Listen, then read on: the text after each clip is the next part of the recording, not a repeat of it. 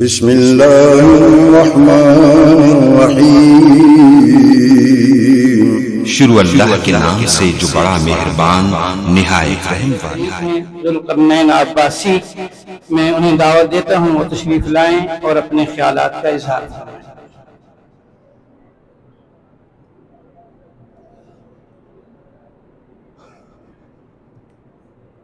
الحمد للہ وحدہ والصلاة والسلام على من لا نبی بعدہ اما بعد فاعوذ باللہ من الشیطان الرجیم بسم اللہ الرحمن الرحیم یا ایہا الذین آمنوا لا تتخذوا الذین اتخذوا دینکم ہزوا ولعبا من الذین اوتوا الکتاب من قبلکم والکفار اولیاء صدق اللہ العظیم۔ وقال النبی صلی اللہ علیہ وسلم انه سيكون في امتي كذابون ثلاثون كلهم يزعم انه نبي وانا خاتم النبيين لا نبي بعدي او كما قال عليه الصلاة والسلام۔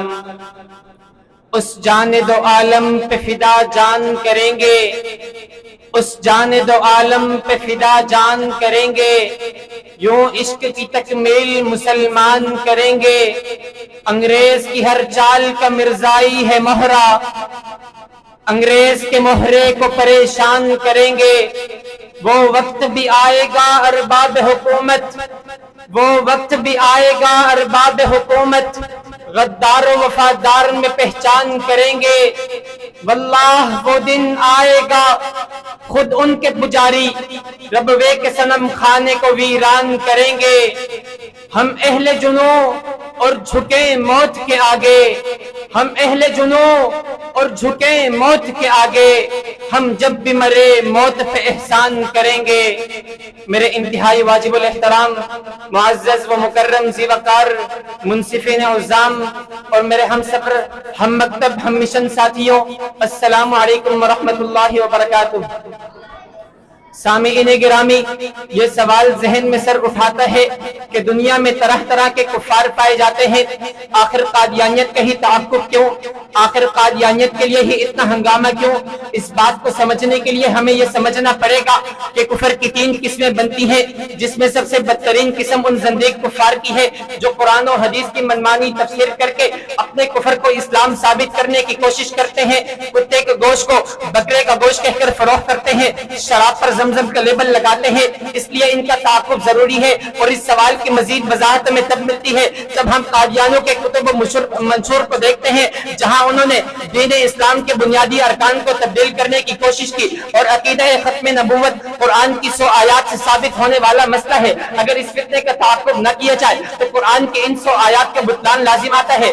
سامعین گرامی، قادیانیت کے تعاقب کو اگر قرآن کی روشنی میں دیکھیں تو بلا شبہ کسی بھی آیت کا منکر کافر شمار ہوگا، اور بعض باتیں ماننے سے کوئی مسلمان نہیں ہوتا، بلکہ افتؤمنون ببعض الکتاب وتکفرون ببعض کا مزاج بن جاتا ہے۔ اور اصل اسلام تو وہ ہے جو ادخلوا فی السلم کافہ کے تابع دار لائے ہیں۔ سامعین محترم، بات کو سمجھیے، قرآن کہتا ہے یا ایھا الذین آمنوا لا تتخذوا الذین اتخذوا دینکم ہزوا ولعبا من الذین اوتوا الکتاب من قبلکم والکفار اولیاء، کہ ان لوگوں کو دوست نہ بناؤ جو دین کا مذاق اڑاتے ہیں، دین کا استہزاء کرتے ہیں، کچھ کو مانتے ہیں کچھ کو نہیں مانتے، من گڑت تعویلات کرتے ہیں، اس لیے کہ یہ دین کے دشمن ہے۔ اور سامعین محترم، موجودہ دور میں دین کا مذاق بنانے والوں میں سب سے بڑا فتنہ قادیانیت ہے۔ وہی قادیانی جس نے خاتم النبیین کی طے شدہ تعریف میں رد و بدل کرنے کی کوشش کی، وہی قادیانی جس نے ذلی و بروزی کا منجن بیچا، وہی قادیانی جس نے نزول عیسیٰ کا انکار کیا، وہی قادیانی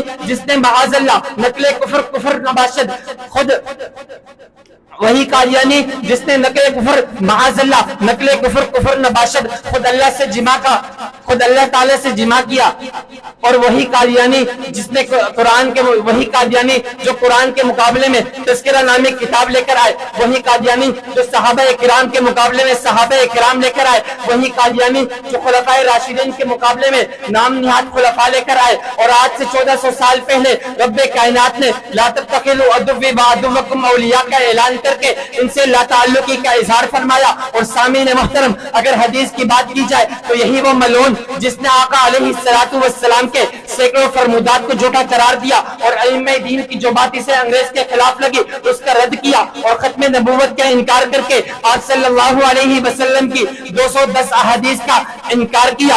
और बात सिर्फ यहाँ तक नहीं बल्कि इसने ये सब इस्लाम का लिबादा ओढ़ कर किया। लिहाजा जाल हक वज़ाकल बातिल का अमले मुजाहिरा करने के लिए इस फितने का ताक़ुब जरूरी है और इसलिए भी कि नबी की आबरू रहे बाकी तो तुम भी बाकी हो, वगरना फिर गुलामी में उलझ जाने का वक्त आया।